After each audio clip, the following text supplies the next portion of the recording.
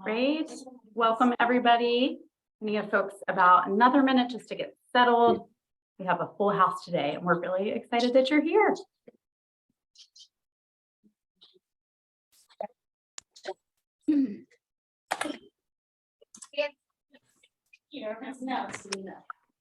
Hey, hi. Oh, did you try to call me? Oh, I guess I was on the phone. That's not the problem. Yeah. Oh, wait, so I'm coming out. So Amy is just with regards to the monthly mitzvah. I likely want to.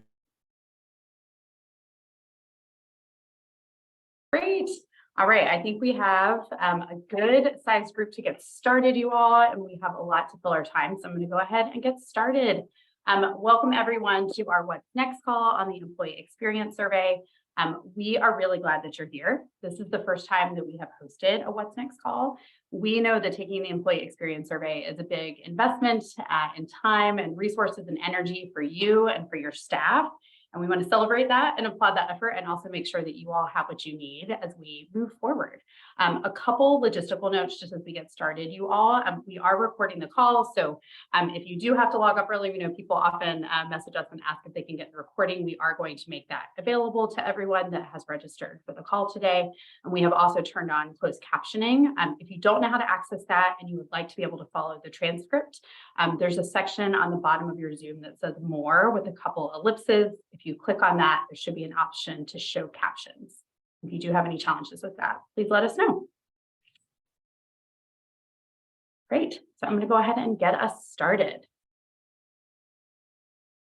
One of the core responsibilities of our Leading Places to Work team is to ensure that our partner organizations can make good use of all the great data that we are getting from the Employee Experience Survey to ideally power improved workplace culture and talent solutions for all of you. And it is a privilege to lead the team. I'm Dana Childress. I'm based in Washington, D.C. I've been at Leading Edge for about 2 years. And prior to coming into this role to lead our workplace talent and culture work, I was in the education space, and I worked specifically on talent in the education space. I worked very closely on our culture AMP work there and on staff engagement surveys. So I've had the opportunity to both coach and partner folks on their employee experience results, as well as receiving my own results as a leader and manager. So can really think about kind of both sides of the equation when you think about getting your results from the survey. And I'll turn it over to my colleague, Melissa, to introduce herself. Hi, everyone. My name is Melissa. I'm a program manager with our Leading Places to Work team.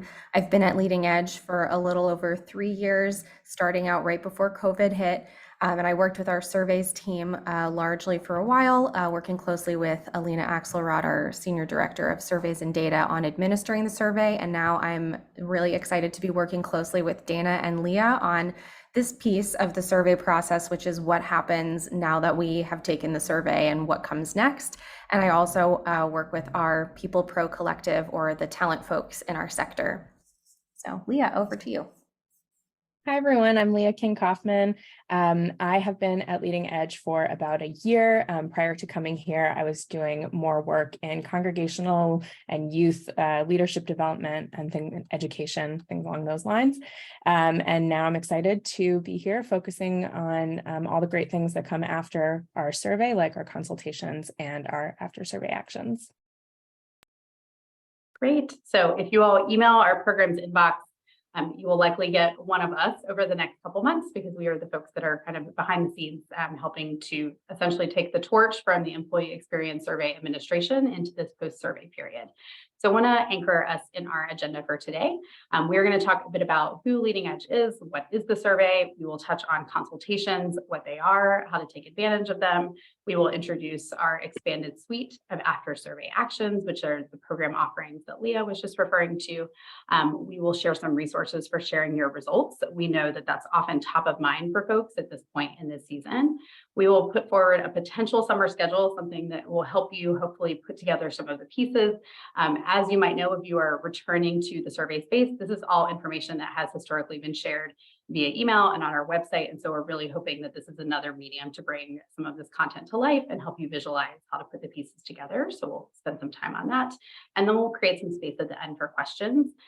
Two just notes on the timing. The first is that we are trying to be intentional and have this call before the survey results are released. I know personally, once I have my results, I'm like very focused on exactly what is in those results and can move away from really thinking strategically about that planning process. And so we're hopeful that by sharing this a week in advance of when folks have access to their results, this can help you be thoughtful about putting some of these pieces together. The content today is pretty frontal. It is a lot of us speaking to you so that we can make sure that you have access to all the content. Like I said, we are going to try to monitor the chat. And we'll also hold some time for questions at the end, but did just want to name that there's a lot of content that we're hoping that we can share with you.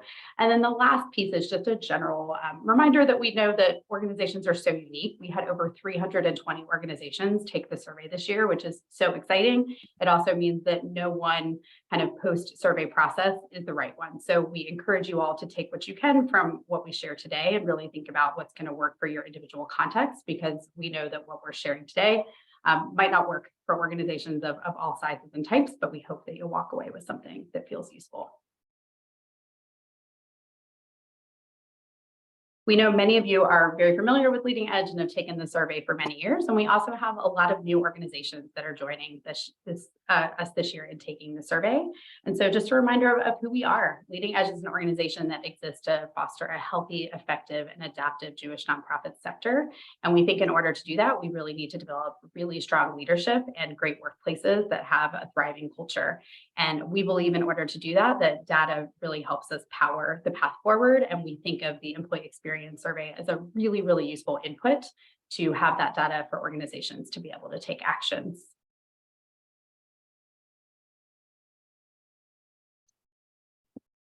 So what exactly is the survey? Since you're all here, because you and your employees have taken it, you know that it is designed to really be a helpful tool to listen to your employees, to be a change maker, hopefully not just for your organization, but for the sector at large. And we know that many organizations, especially those that come back to take the survey kind of year over year, they see this as a real barometer and measure for progress. And so there are times that you're going to see really significant progress from year over year, and times where things might be staying a bit more flat. But that is data in and of itself. And we are hopeful that this data really is a tool that helps inform the work of Leading Edge so that we can, in turn, continue to serve organizations across the field. It is a tool for you. And it also helps some of our national partner organizations to make sense of what they're seeing, and particularly any trends that we might be able to pull out in aggregate. I wanted to offer a quick snapshot of the employee experience survey for this particular cycle. So the survey closed last month. It is open for 2 weeks. So this year was open from April 25th to May 12th. It is on our Culture Amp platform, which is our provider that we work with. It is a people analytics platform that Melissa will talk a little bit more about in a moment. There are 95 questions. Most of them use a rating scale from strongly disagree to strongly agree. As I shared, this was our largest survey yet, and we had 334 organizations participate. So we are so glad that so many of you all are here today as folks who did participate in the survey this year, making it our largest yet. And we had over 18,000 respondents who contributed their voice to this year's survey. Great. So now here we are at the What's Next call. We have all taken the survey has closed. So what happens next? So the next step is that you're going to review your data, and the data will come out on June 12th, which means you will receive an email from us early next week with your organization's survey results. At that point, you will be able to log into Culture Amp or create a Culture Amp account. There will be a link for you to be able to do that in that email. You'll be able to log into the Culture Amp system, find your organization's report for the 2023 survey year. And this is where you'll be able to see the favorability scores for your organization on all of the questions that were part of the survey. So I just want to share a reminder that it is very easy to get caught up in the scores and think of it as a grade for your organization, but really it is so much more than that. The way that the system in Culture Amp aggregates the scores as Dana was mentioning, the majority of the questions on the survey are rating scale questions from strongly disagree to strongly agree. So when you are looking at favorability scores in the system, such as this bar on the screen, the green is showing anyone who either strongly agreed or agreed with a particular question. And then there is aggregated data based on the buckets that the questions fall into, such as employee engagement, well-being, and more. I also just want to mention that about 85% of the questions are the same as last year. So you'll be able to compare progress year over year for those questions that have remained the same from previous years if you've participated in the past. And I just wanted to show you these buckets that I mentioned just before. This survey studies so much more than engagement overall. It really drills down more deeply into what aspects are a part of engagement, such as accountability and feedback, well-being, direct management. So when you are looking at your report, you will be able to sort and filter questions based on these different buckets, and you'll be able to see how your organization is doing in terms of these factors. So now I'll pass over to Dana to explain a little bit more about the consultation process. Great.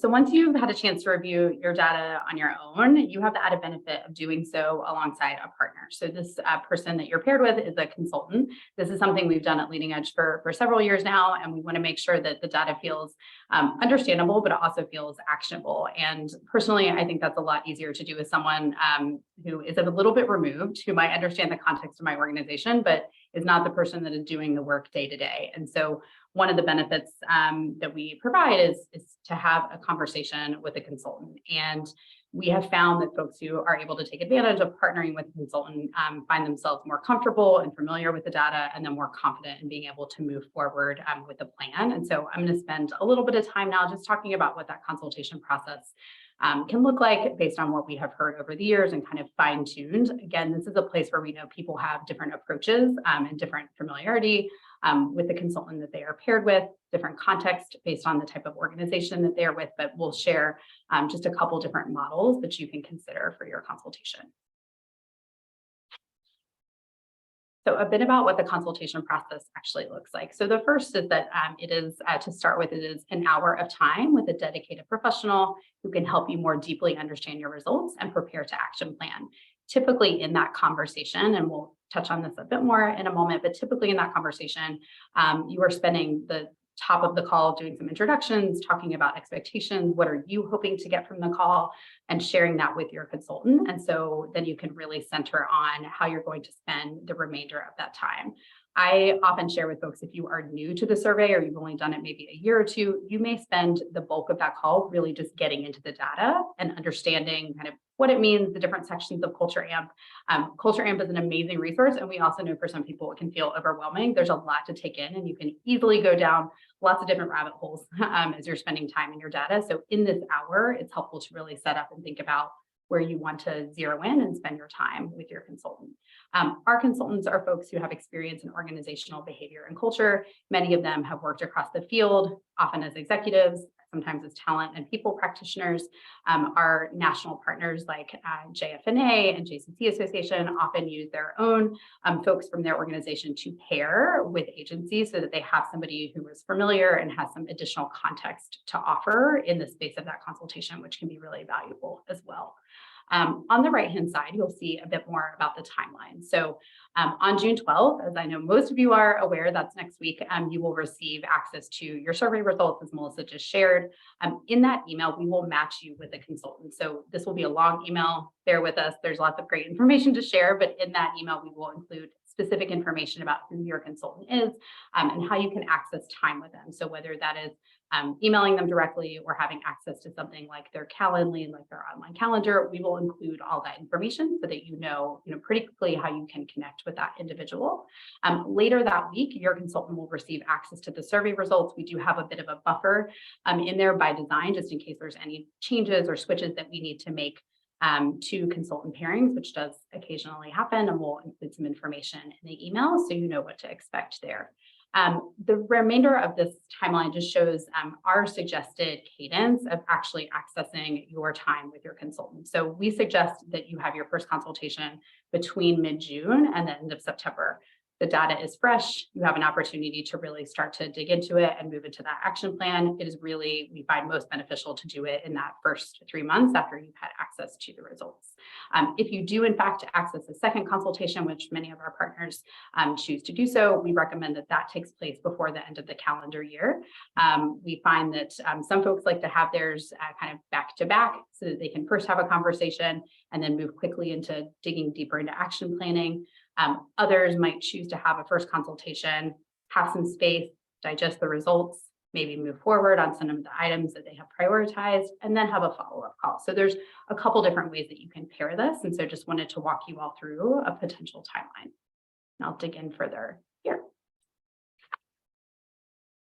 So when you think about how to make the most of your time, like we said, there's a lot of content that is being shared with you. And we know that it can occasionally feel a little bit overwhelming. We recommend that before coming to that consultation that you're spending at least 20 minutes with your data in Culture Amp. Culture Amp does have some really nice tools that we'll make sure you all have access to in the resources that we send that show kind of some specific highlights and places that you might want to spend your time. For example, if you've taken the survey in a previous year, we know that folks love to see kind of their trend line, like how are they doing from year 1 to year 2 on well-being.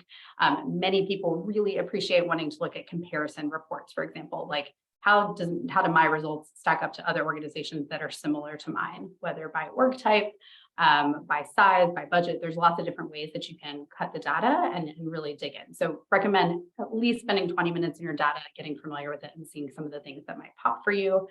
We recommend that you complete the pre-consultation form, which I'll show you all in a moment. The pre-consultation form, honestly, is just a great way for you to organize your own thoughts. What are your strengths? What are some of the things that are standing out to you? What are some potential areas for growth? It's also a place for you to share maybe something that you've tried previously so that you can think about what investment did you make in 2022 or in 2021 that you want to revisit and have a conversation about. That pre-consultation form is also shared directly with your consultant. So when you fill it out, it will automatically go to your consultant and it really provides them a nice roadmap so that they can make sure that they are providing the most valuable hour to you when you all get on the phone to connect. Also an opportunity here to think about what you've tried or changed in the last year that may have impacted your results. So if you have seen, a difference from year 1 to year 2, if you are a returner, thinking about, gosh, what are some of the investments we've made? Or, maybe we've tried a particular committee. Did we bring people in a different way? A good opportunity to just take some space to reflect before heading into that consultation. So you can think about what you might want to replicate, or actually maybe what is no longer serving you and you want to try something new. So a good space for reflection. Finally, before coming to the consultation, we encourage you to think a bit about your plan to discuss and share results with staff. One of the things that we provide every year are templates so that we try to make this as easy as possible for you all to share that. Melissa's going to dig into these a bit further later, but we really do hear that, time and again, the most important thing that can really move the needle on credibility and trust across our organizations is the opportunity for our staff to engage with leadership about what they're seeing in the results. And so they feel as though they've shared information transparently and vulnerably, and they feel heard, and that there's some level of action being taken, even if a whole plan is not yet formed. On the right-hand side, sharing a bit about who might attend these calls. Typically, we recommend that the CEO or executive director is part of that consultation. Oftentimes, a senior HR or talent professional is part of the conversation. We've had folks who have culture committees and DEI committees who might have some members join for some of those conversations as well. So again, this is a place for you all to consider the context. Kind of the thing that I think about here is like who is positioned to understand and have a big picture view across the organization, and who is positioned to take action. Are there people on the call who feel empowered to lead based on the conversation that's taking place from the results? And finally, just a reminder of being mindful of who is in the room when reviewing the data. We know that many organizations asked us kind of on the front end to splice the data in different ways so that they can do really thoughtful comparisons. But that can mean that there is an opportunity to really consider what the engagement might look like across different departments or individuals, and being mindful of that when you're in that space. On this page, I'm sharing just a little bit about the different opportunities with the pre-consultation form and the follow-up form. So I gave voice to this on the previous slide, so I won't spend too much time here, but the pre-consultation form is going to be shared with you all in the email that we talked about going out on June 12th. This email will share a link and it will populate, and you can list who is planning to come to your consultation, when it has been scheduled. And again, if there are particular strengths and areas for growth that stand out that you want to discuss, and this is the form that I shared that's going to go automatically to your consultant when it has been completed. We will also send some follow-ups. If we know that you have a consultation scheduled, we will nudge you to complete this form, just again, because we think it will be helpful to you to take advantage of that time. And then in this yellow box, you will see a request from us, which is that we would love for you all to complete a post-consultation form from your consultant where you can share feedback with us. And it also gives us an opportunity to see kind of what are some of the trends and things that are popping throughout the field as people are starting to have their consultations.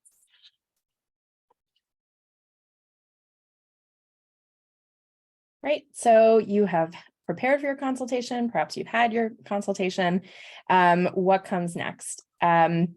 So we are very excited to share some information with you today about our After Survey Actions series. We're expanding on our pilot from last year, and you may have attended some of our After Survey Actions offerings last year. So we're very excited that there is more to come.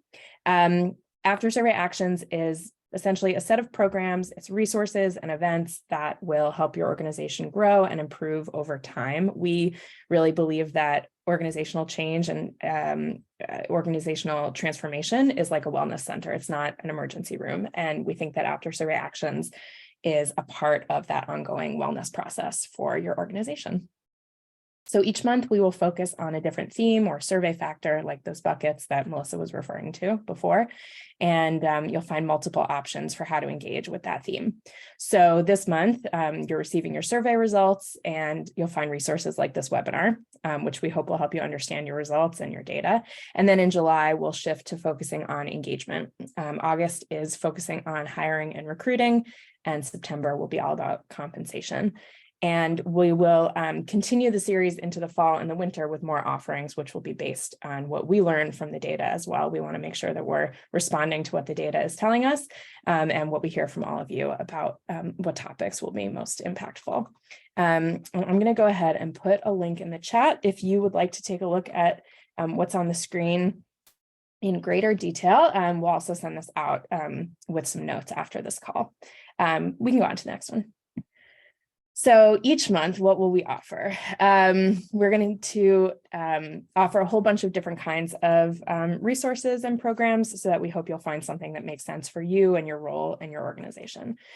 So we're happy here to start with a partnership with Culture Amp. As you know, Culture Amp is our survey partner, and they also have some great courses that we're calling Survey Skill Builders. These are courses led by the Culture Amp people scientists, and they cover key areas of employee engagement. So next month, for example, our Survey Skill Builder is going to offer a closer look at employee engagement, what it is, what it isn't, why it's important. Culture Amp can draw from their great data experience and all of what they know about surveys from many organizations to help inform these webinars. So you can look for those. We'll also offer each month a deeper dive into whatever the topic is. So we're looking at what we're calling expert hours. These are led by an expert from our staff or one of our consultants, and they'll discuss additional insights and ideas that are specific for our field. And this is a bit more participatory, so there will be opportunities for more discussion, large group and small group discussion. And on the right there, you have our peer consultancies. So we'll also offer these sessions as a chance to gather with others in similar roles or similar organizations. There's a discussion protocol, and it's really a chance to wrestle with real challenges together with others who can relate. So throughout the season, we'll have info sessions like this one, which are calls that will be geared more towards sharing information, information about the survey, about how to engage with your staff around the results, and more. In the middle there, you've already heard about our consultations. We think of that as a major part of our after survey process. And finally, I want to draw your attention to some resources that you can access anytime on our website. First up are inspirations. This is a really comprehensive set of suggestions that you can consider just as you begin to address the themes that come from your survey data. You can find them all attached to any survey question in Culture Amp, but we can also send you to our website where you'll find them listed by survey factor. I'm going to give you the link now so you can have it, but they're currently in the process of being updated for this year, and they will be fully updated next week when your survey results come out. So that's in the chat there. And you'll also find on our website our collections, which is a curated list of blog posts and articles related to the various survey factors. And so you can always browse through our past resources, our thought pieces, and so on, things that are related to these topics. Here are some of our upcoming dates that are part of the after survey actions. We have our What is Engagement call on July 11th, the expert hour for employee engagement on July 19th, and a session all about sharing results with staff on July 27th. So we'll be continuously updating our website with a lot of information about these events with the registration links and more. So please always be checking there. You can sign up for these calls that are on the screen now. And there's no fees for these events. We welcome any organization who has participated in the survey to attend. There are some calls that might be geared more towards folks in a particular role or a particular type of organization. So you can always find more information about suggested audience or things like that before you register. And we are also sending a monthly newsletter to preview upcoming monthly themes and events and share other helpful information related to after survey actions. So you can be looking for that as well in your inbox. And I'm going to go ahead and put the after survey actions link as well in the chat. Again, all of this will be sent to you in a follow-up email along with the recording and these slides. But I want to make sure you have access to that there right now.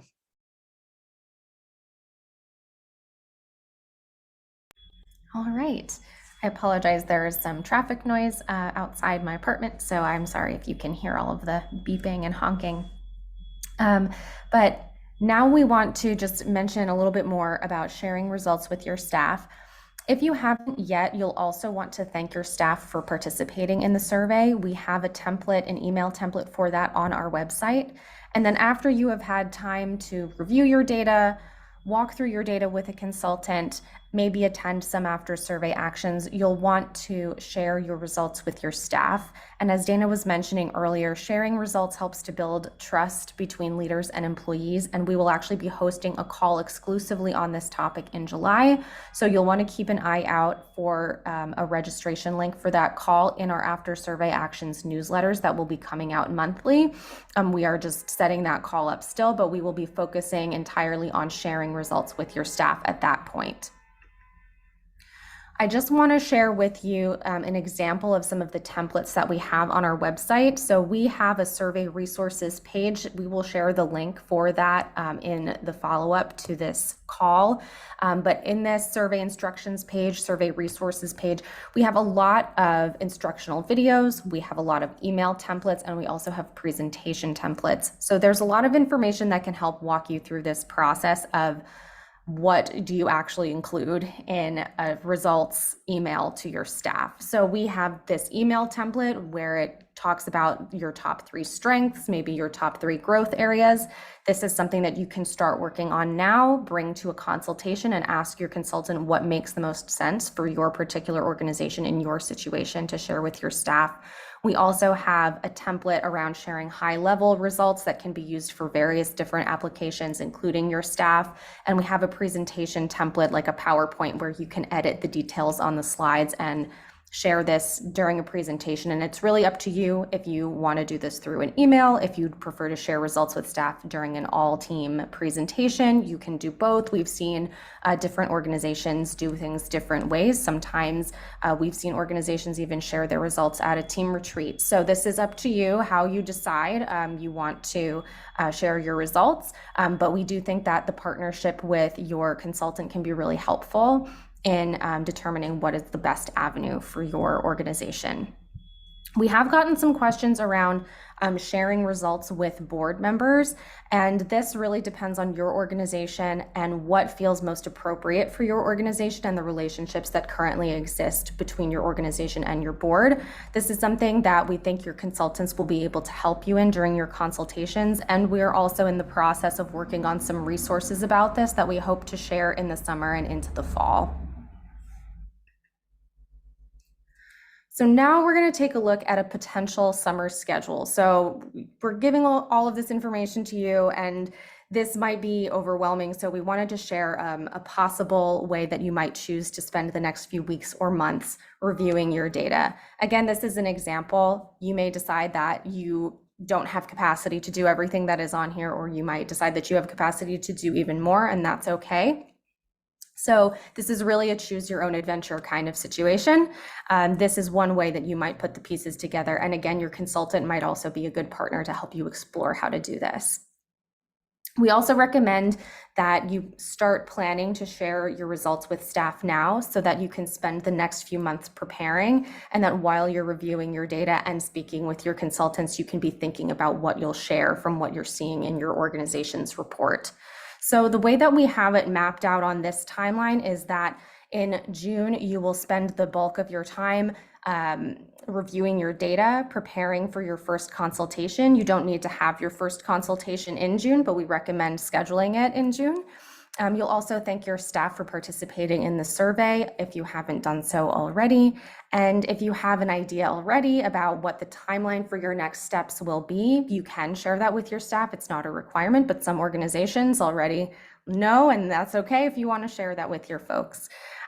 In July, you might want to attend our after survey actions call on how to share results with your staff if you'd like more guidance. You can also attend any of our after survey actions webinars or calls on employee engagement in general, and you can attend all of them. You can attend one or two. That's again up to you.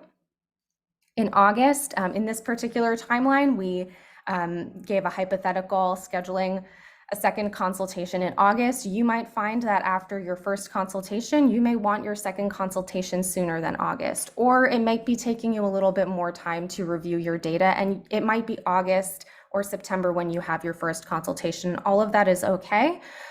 In this example, we suggest schedule your second consultation in August, for example, and then attend any of our after survey actions on hiring and recruiting.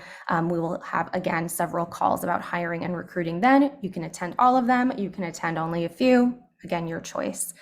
In September, you could hypothetically share your survey results with your staff and any timelines that you have for upcoming changes, like action plans that you have maybe created in partnership with your consultant for how to address particular growth areas. You could share these results via email, via presentation. You could do it both ways. Again, this is choose your own adventure. And then in September, as Leah was mentioning, our topic for that month will be compensation. So we'll have several calls, including those expert hours and peer consultancies, where you will be able to attend any or all of those calls. So at this point, we have come to the end of the frontal part of this. We know that we covered a lot of information, so we are happy to ask any or answer any questions that you have. And I want to mention that if for whatever reason we don't get to your question today, or you think of another question after our call, you can always reach us at programs@leadingedge.org. So with that, I'll stop sharing, and we can go ahead and start answering your questions. You can feel free to raise your hand, or you can unmute. I had a question. This is Janelle Jenkins from NCJW. I saw the reference to compensation, and I was wondering if there was a comp study you'd be referencing. I'm just trying to get a better understanding of what those conversations will be anchored to. Yeah, great question, Janelle, and welcome. Glad to have you.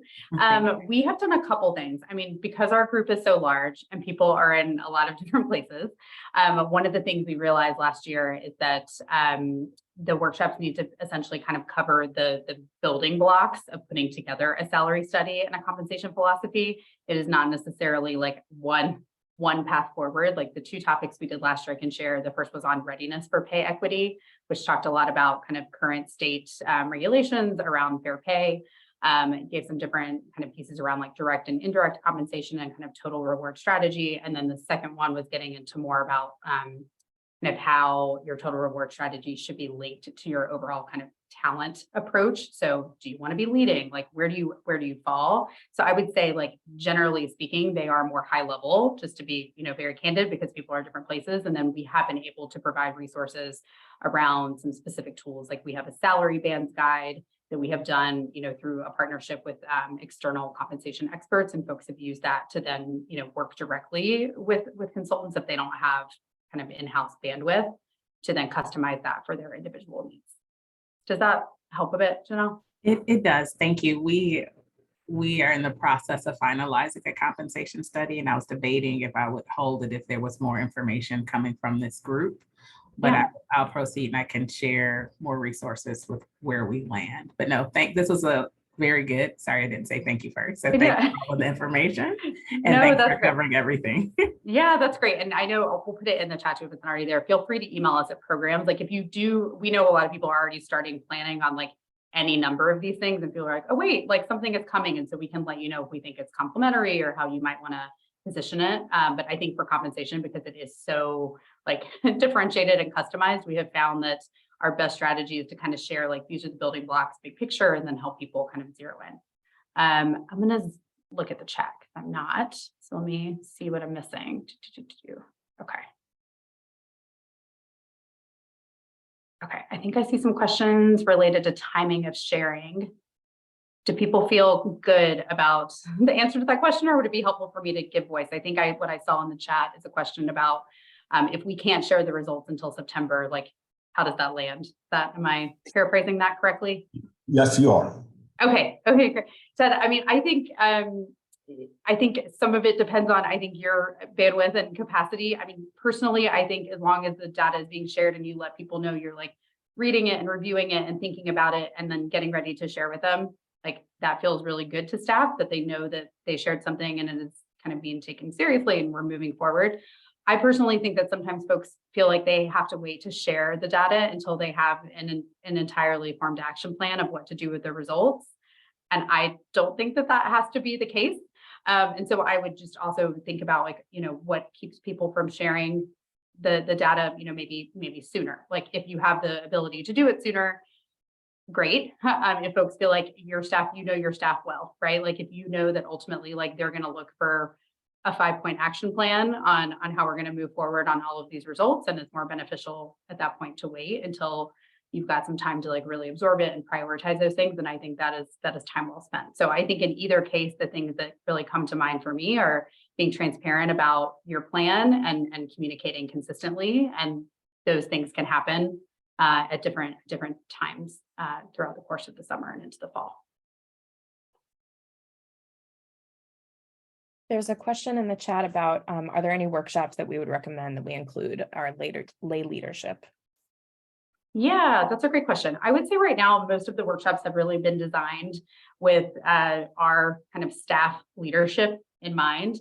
I would say if you are interested, I can preview a bit of the content. I think lay leadership looks so different given the variety of organizations that we have on the phone and that take the survey. And so I don't want to direct you poorly. And so I would say if you have a personal curiosity about a session and you say, hey, I think this might be great for my board chair, like, would love to have an opportunity to speak about that with you, and you should feel free to email programs and I can tell you a bit more about the content for a session and we can talk through it. But they are really geared towards organizations who have themselves taken the survey and are familiar with the data versus the lay leaders.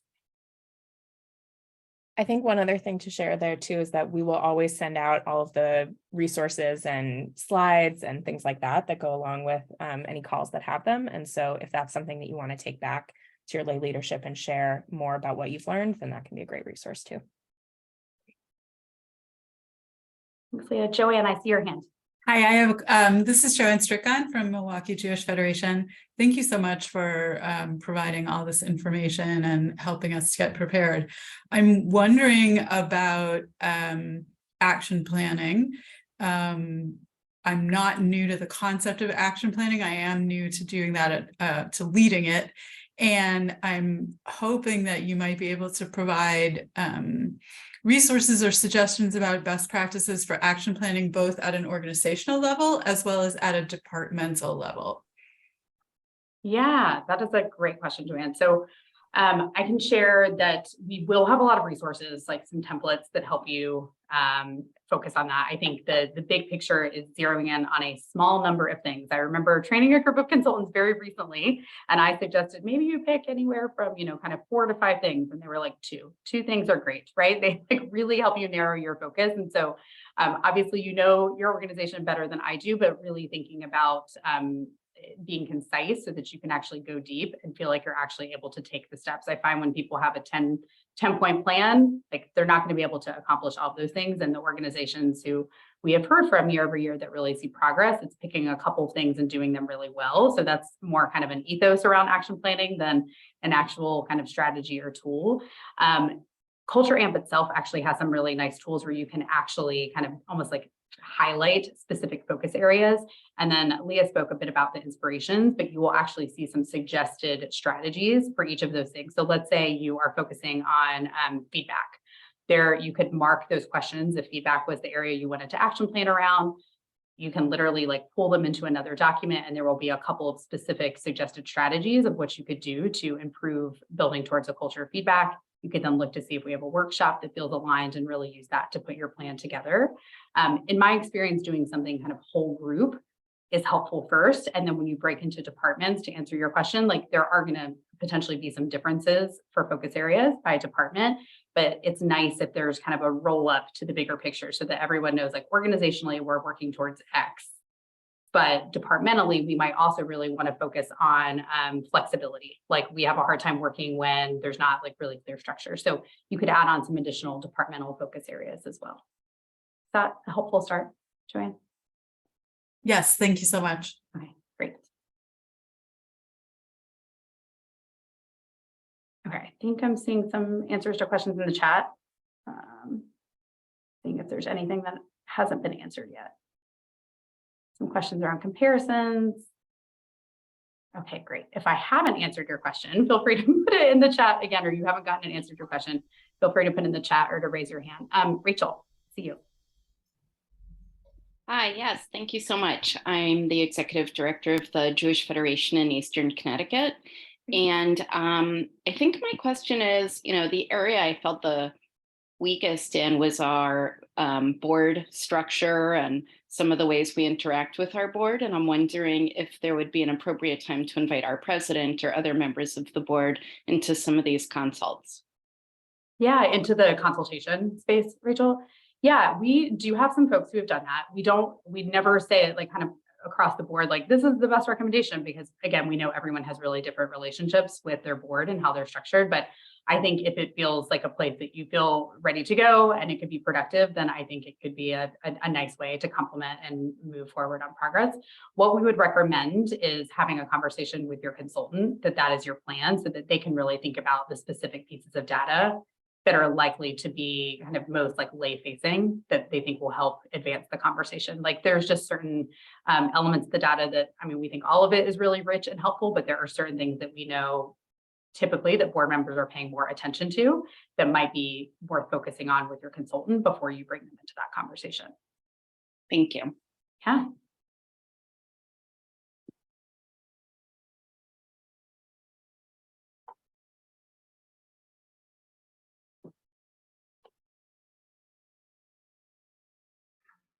I wanted to just speak to something that I saw in the chat, and I'm sorry, my internet I think is unstable, so I may cut off in the middle of speaking. But I did see some folks talking about kind of that culture of feedback where sharing results with your staff can also lead to some really generative feedback from staff in those conversations, which can lead to even more developed action planning. And I think there isn't necessarily a right or wrong way of doing that order. And I think it's wonderful when we can collect feedback from staff while sharing those results. And I just wanted to mention that we also offer free pulse surveys that some organizations utilize throughout the year, which it doesn't take place during the employee experience survey cycle. But if you are planning to continue this cycle of feedback with your staff, you may find a pulse survey later in the year helpful after sharing results with your staff. That is not something that all organizations choose to do, but it can be helpful in terms of continuing this cycle of feedback and continuing to develop action plans around certain areas of growth. So I just wanted to put that out there. And Dana, I'm not sure if you would want to elaborate on that at all. Oh, I think that's great. Appreciate that. Susan, if you don't mind, I see your question in the chat. Can you maybe give me one more line about your question? Is it about kind of the timing of when to do it, or just like kind of reporting out as different groups? But to make sure that I understand the question fully.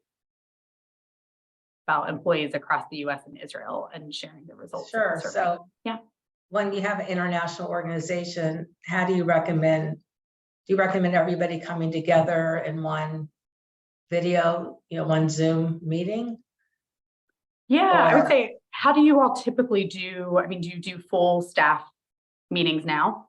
Is that yeah, I mean, I would have it mirror something that you would typically do as like a full staff and have this be the potential topic once you all have dug into that. I do think it is likely, if you did this for your HR form, beforehand, if you have folks broken out by location, there might be some interesting trends, and then you could potentially do like breakout groups based on where people are located, or potentially have them do some follow-up in individual team meetings. But I think if you are typically coming together as a full team, to me, this is just another opportunity to continue that conversation, but on this particular topic. Thank you. Yeah.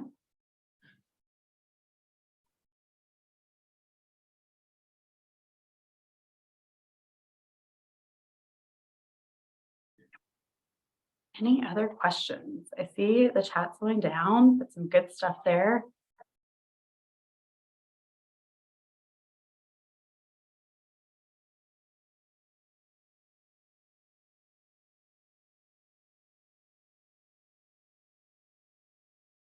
Great. All right. I feel we're coming to a nice and natural close, you all. So just want to express my gratitude for everyone carving out some time to talk to us about kind of the next step forward. But I think more importantly, just a ton of gratitude for investing in your staff by taking the survey. We know this is a tremendous investment on your part and your employees' part. And so we're excited to think about the path forward this summer and beyond. And if you need anything, please reach out to us.